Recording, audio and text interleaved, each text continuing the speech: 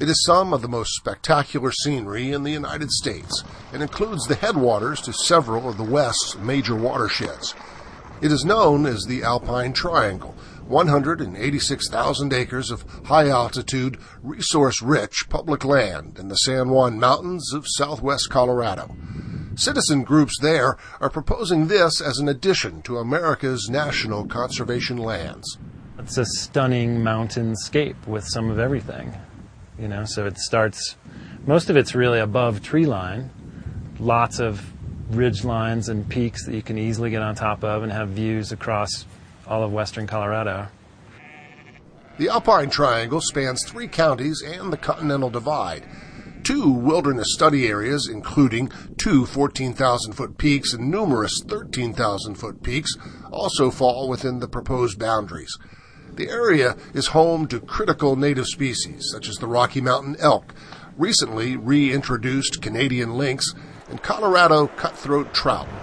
That's a male, that bright orange. Ty Churchwell represents Trout Unlimited, the organization spearheading a grassroots proposal to designate this public land as a national conservation area. Without question, this is one of the most important multi-use recreational resources in the West. From a recreational standpoint, this place is an absolute treasure. One of the biggest draws is touring cultural sites left over from the days of hard rock mining. Ghost towns and mine structures date back over 100 years, the majority of which are easily accessible by four-wheel drive and other off-road vehicles. There's a network of roads up here, including the Alpine Loop Backcountry Byway, which just gives you unparalleled access to these types of high elevation areas, and it really doesn't exist anywhere else in the United States. But this fragile, high-altitude environment is threatened. Prospecting for the silver and gold that once made these communities boom towns continues, but with little success.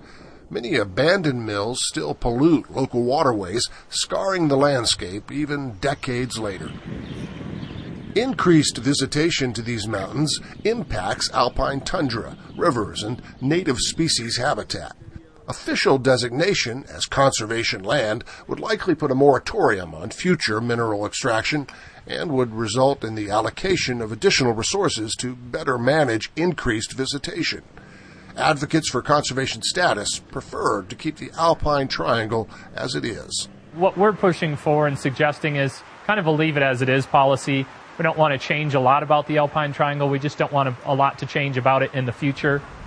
Some local residents are apprehensive about closing public land to future mining, while others worry that a conservation land designation might negatively impact tourism, the region's main source of income.